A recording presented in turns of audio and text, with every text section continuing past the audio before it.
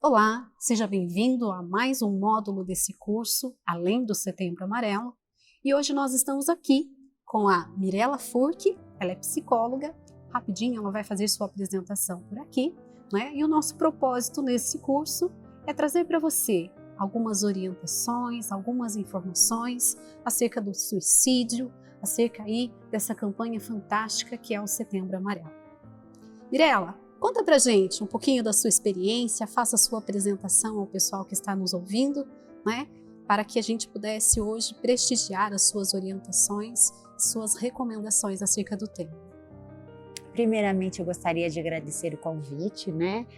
Falar sobre este tema é muito importante, né? É um tema que precisamos sempre estarmos atentos, né? Então, assim, eu sou a Mirela, como ela relatou, eu atuo no contexto clínico. Há 12 anos eu trabalho neste contexto clínico, atendo famílias, atendo adolescentes e atendo adultos que, por sinal, cada dia mais vem buscando ajuda dentro deste contexto. Mirela, eu coletei aqui algumas questões, algumas dúvidas, não é? Que eu gostaria de, nesse bate-papo nosso, que você pudesse nos esclarecer, nos prestar algumas orientações.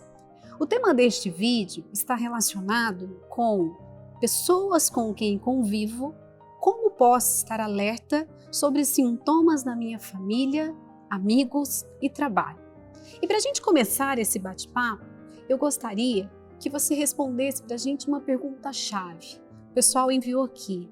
Como posso identificar pessoas com propensão ou ideação suicida no meu círculo familiar, de amigos e no trabalho? Na verdade, o que nós temos que ficar atentos é como que essa pessoa funciona. Como que é essa pessoa? Essa pessoa é uma pessoa animada? Essa é uma pessoa introvertida? É uma pessoa extrovertida? E essa pessoa, por algum motivo, ela mudou o seu comportamento, mudou a sua forma de ser, a sua forma de lidar com a vida. Ela gostava de sair, ela gostava de passear, ela gostava de estar na presença dos amigos, mas agora ela está retraída, ela só quer ficar em casa, ela não está gostando mais de fazer as atividades que trazia prazer para ela. Então, assim, o mais importante de identificarmos é se de fato essa pessoa teve uma mudança brusca no comportamento dela. E aí, diante dessas situações, nós vamos identificar alguns sinais, né, de alerta, porque essa pessoa, na verdade, ela começa a nos trazer alguns sinais de alerta. Essas sinalizações vão ocorrer, não é? Então, a questão é estarmos atentos a estas sinalizações. É isso? Sim, sem sombra de dúvida. E essas sinalizações nós conseguimos observar, na verdade, na nossa rotina, no nosso dia a dia. Então, essa pessoa, ela se alimentava bem, essa pessoa, ela tinha vaidade, ela se cuidava, ela ia bem nos estudos, era uma pessoa muito dedicada e, de repente, começou a cair o desempenho escolar, ela deixou de se cuidar, ela deixou de se preocupar com as coisas que ela se preocupava. Opa, alguma coisa está acontecendo com essa pessoa e é um pedido de ajuda. Legal, legal. É bom entendermos isso, porque, na verdade, não é comum as pessoas verbalizarem esse pedido de ajuda, não é? Mas é natural que essa pessoa modifique o seu comportamento. Se era uma pessoa extrovertida, passou a ser introvertida. Se era uma pessoa que gostava de sair, de se socializar e passou a ficar mais retraída, não é? Isso tudo pode nos dar ali uma certa sinalização de que algo está errado, não é? Muito bacana. Agora, Mirela, fala pra gente, é uma pergunta que costuma fazer parte aí, né, do nosso dia a dia. Uma pessoa que convive, né, com indivíduos com ideação suicida, como que ela pode ajudar essa pessoa? Quais seriam as ações, quais seriam, né, as contribuições, seja de pais, seja de familiares, de amigos, de um colega de trabalho. Como que a gente pode contribuir? Como que a gente pode auxiliar pessoas que estão vivendo esse quadro? Nós temos muito receio, na verdade, de dizer diretamente para essa pessoa se ela está pensando em tirar a sua vida. Mas esse receio que nós temos só complica a situação. Porque a pessoa, muitas vezes, ela não vai falar diretamente que ela está pensando em tirar a sua vida. Só que ela está, de uma certa forma, pedindo ajuda, ela está implorando a nossa ajuda. Então, quando nós relatamos para ela, fulano, você está com algum problema? Você está precisando de ajuda? O que está ocorrendo com você? Ela se sente, na verdade, aberta a dizer sobre o que está ocorrendo. E assim, a escuta é o que nós temos de mais importante, porque essa pessoa, ela vai se sentir acolhida. E a partir do momento que ela vai se sentir acolhida, ela vai se abrir, ela vai dizer sobre os problemas que está afetando ela vai dizer sobre o que está acontecendo. E aí, este ouvinte, ele tem que estar muito atento, porque ele não pode julgar. O julgamento não pode caber nesse momento. É apenas o acolhimento. Então, o que esse ouvinte ele vai fazer? Ele vai identificar e o que está acontecendo, o que está te fazendo pensar em tirar a sua própria vida. Você está passando por algum problema que eu posso te ajudar? Como que eu posso oferecer ajuda para você? E aí a pessoa começa a sentir segurança para dizer sobre o que está ocorrendo. Às vezes a pessoa não está indo bem no trabalho, às vezes a pessoa está passando por um problema no relacionamento, por um problema familiar, um problema financeiro.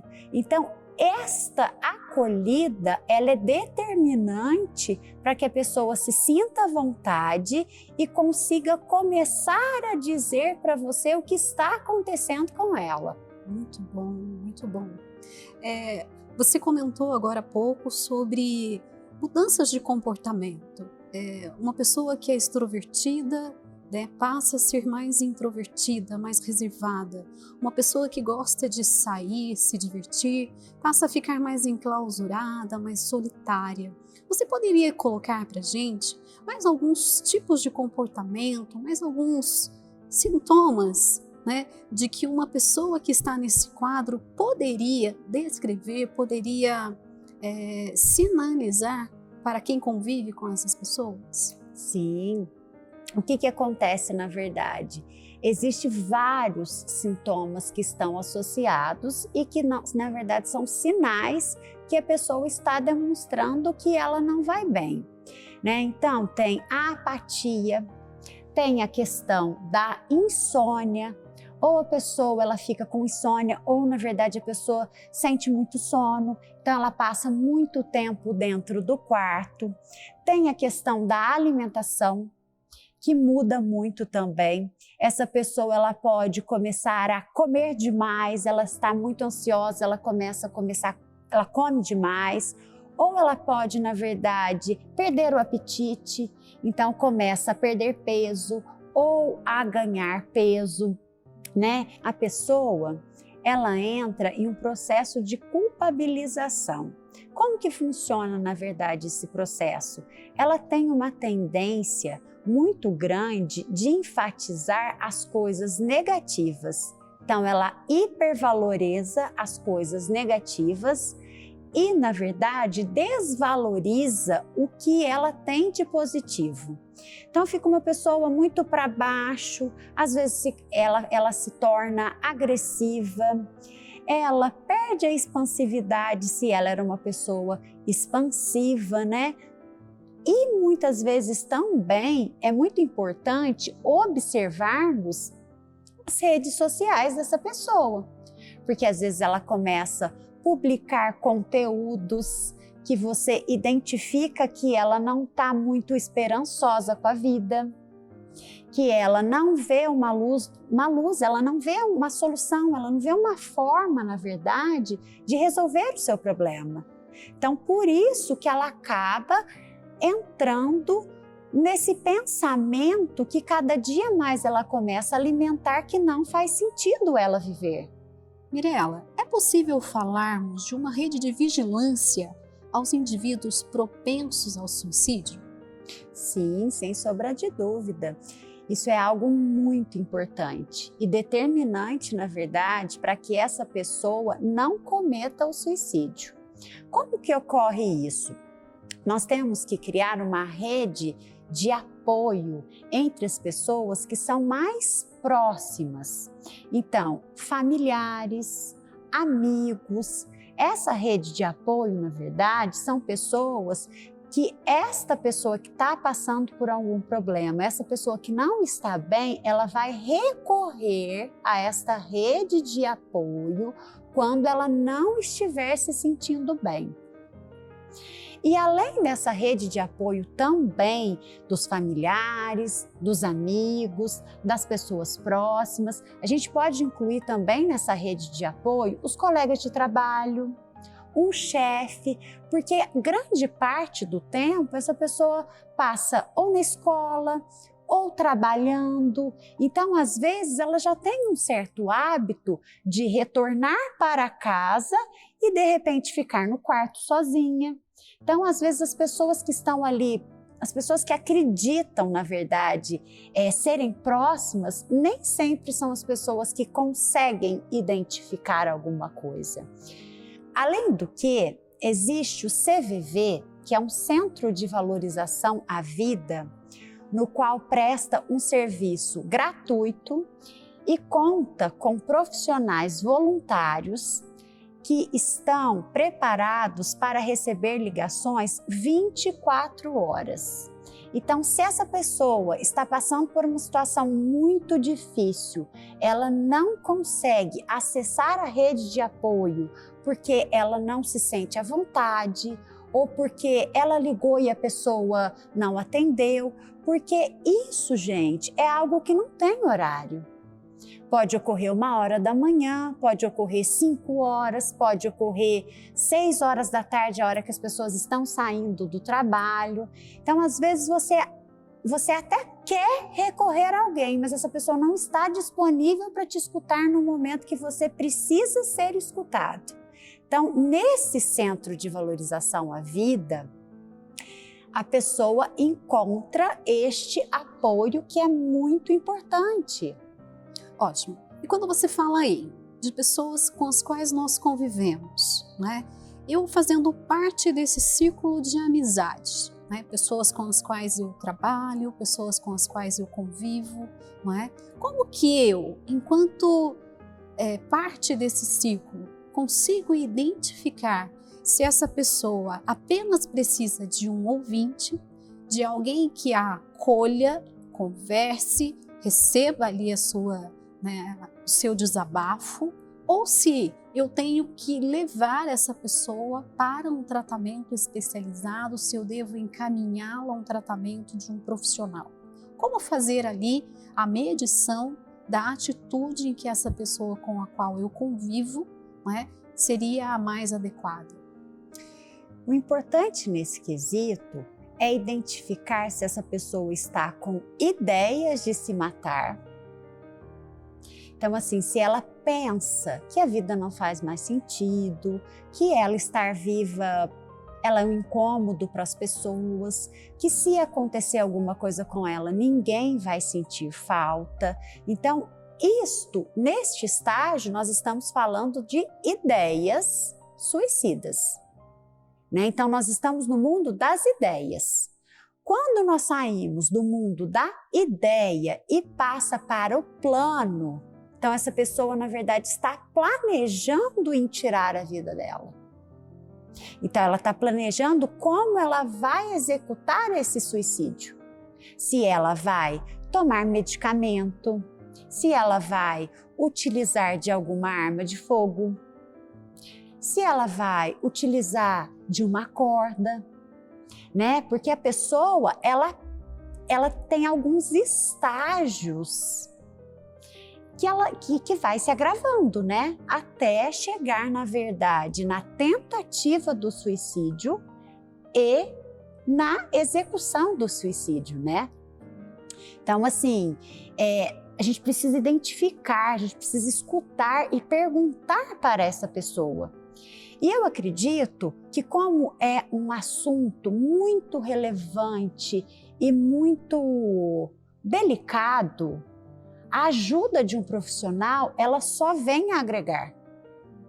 Não tem como, na verdade, falar um profissional não é necessário. Eu vejo que, partindo do pressuposto que o sujeito acredita que a única forma que ele encontra de resolver o seu problema é tirando a sua vida, esse sujeito está com um sofrimento muito grande. Ele precisa de um auxílio de um profissional. Mesmo que eu perceba que ele ainda está apenas nesse estágio inicial da ideação, eu também posso pedir para encaminhá-lo a um profissional, não é?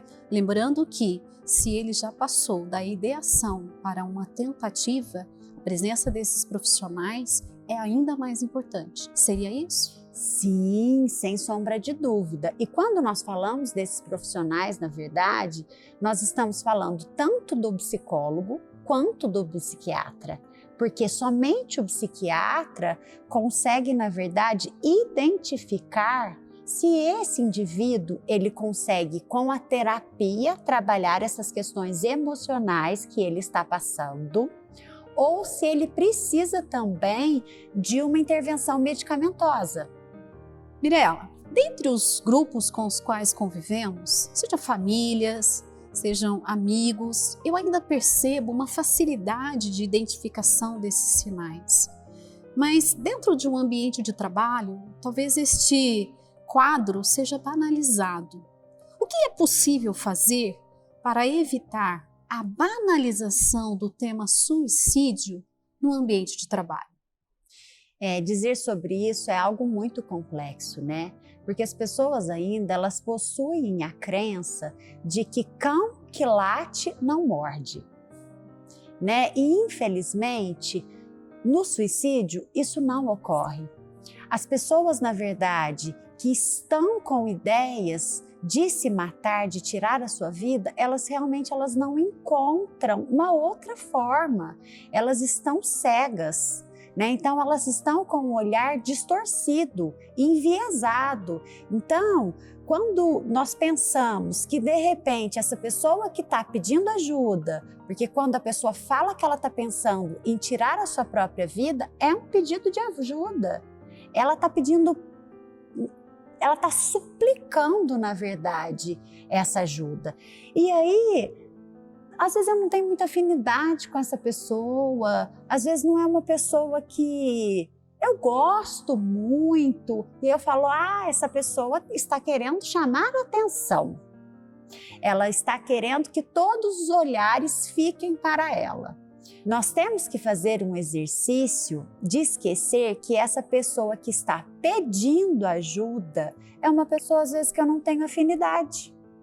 Eu tenho que imaginar que essa pessoa pode ser o meu filho, que pode ser o meu marido, que pode ser um ente querido, pode ser um amigo.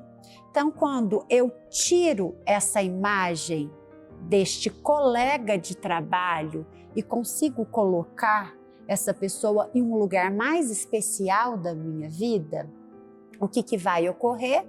Eu vou ter interesse em escutar essa pessoa, em identificar o que está ocorrendo com ela. E aí eu quebro esse mito, né? Esta questão ainda que ainda é muito forte socialmente, né? Ainda é muito cultural, né? A gente fala, isso não vai acontecer, né? E infelizmente acontece, né? Agora me fala uma coisa. Eu consegui identificar este quadro sério de uma pessoa com a qual eu convivo, seja um familiar, um amigo ou um colega de trabalho. Como que eu posso conduzir essa pessoa a um profissional? A primeira coisa é pela escuta, porque você não consegue conduzir uma pessoa, um profissional, sem que ela queira.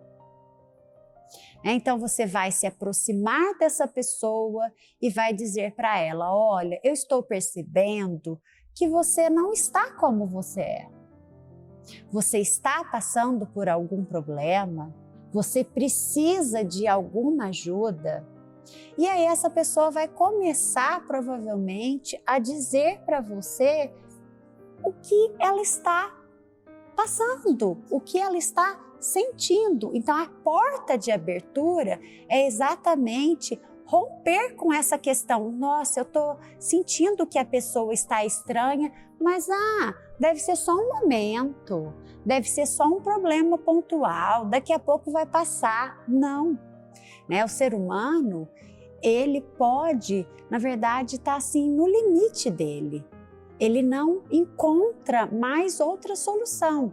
Então, de repente, a pessoa tira a vida. E aí eu fico com esse peso de que, nossa, ele estava de uma certa forma buscando a minha ajuda e eu não consegui perceber, porque eu acreditava que era um momento e que aquilo ali ia passar.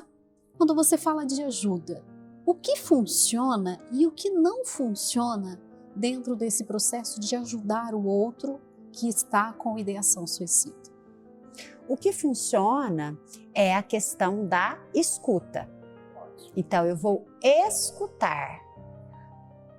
Você está com algum problema? Estou te percebendo diferente do que você é. No que eu posso te ajudar?